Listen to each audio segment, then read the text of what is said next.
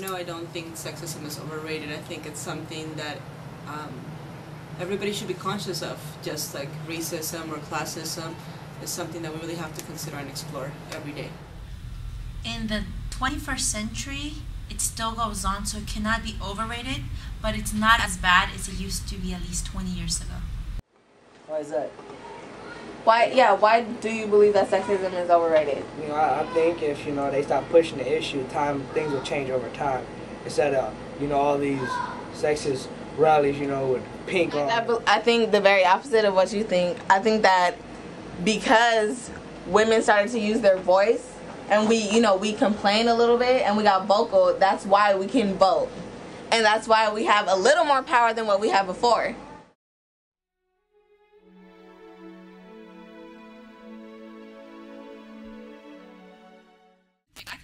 I think you all, the young people here at the Y will see that. I think you will see that in your future. 25 years, 30 years, I think one would hope that if there's a change in administration in Washington, D.C., I think that that agenda will become part of the nation's agenda.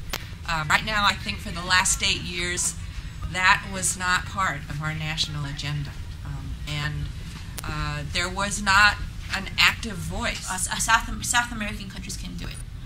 Of course, United States can't.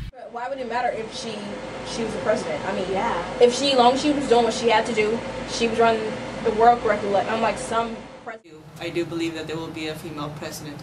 I don't know if it will be in my lifetime, but I think that our society is progressing so much that there will be a woman president, a black president. Race or gender or religious views are not going to be a precedent for the kind of leadership that we expect in this country. We'll hope with a significant change that the agenda will be of equity and for men and for women and for people of all colors and races. And so when that becomes the agenda, then that opens up more opportunities and allows for the equality. I think we will see it in our future.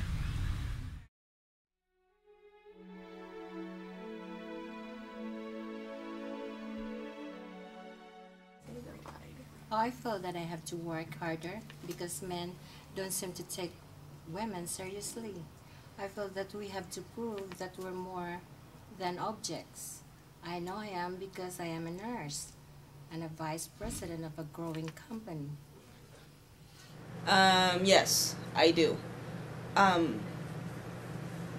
feel like that, like I said, I was born in Peru and I've had a culture where that was kind of ingrained in my way of living.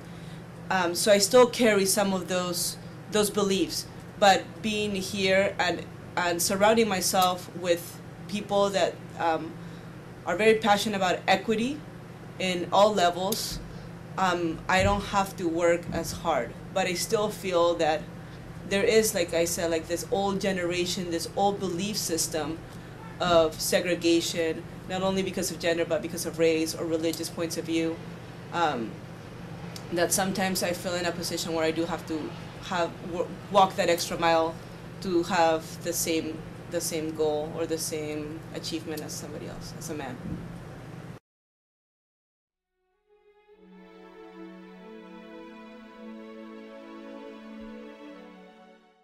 The media, as we all know, and actually, in a sense, the public eye has this conception that beauty is 6 feet tall, slender, curves, big lips, perfect eyes, perfect tan, but most girls don't fall under that role. Sexism goes beyond equal rights. It causes problems such as bulimia and anorexia, and it sets these high standards that are unrealistic, and women and girls, they feel like they have to work hard to get attention, when really the beauty of being a human being is that there's no one size or one skin tone or one height. There's so many variations of being a person. And that's what reality is. I believe that that's a stigma. I think it's an old stigma, an old way of thinking. And I think that some of the leadership that we have in this country at many levels is still part of that generation. But the new generation, the informational generation, knows that people are people and we have the liberties to act as we will as long as we're not harming anybody. The objectification of women is an old standard, but it's very much alive. And but I do believe that progressively this new generation is battling that and conquering that.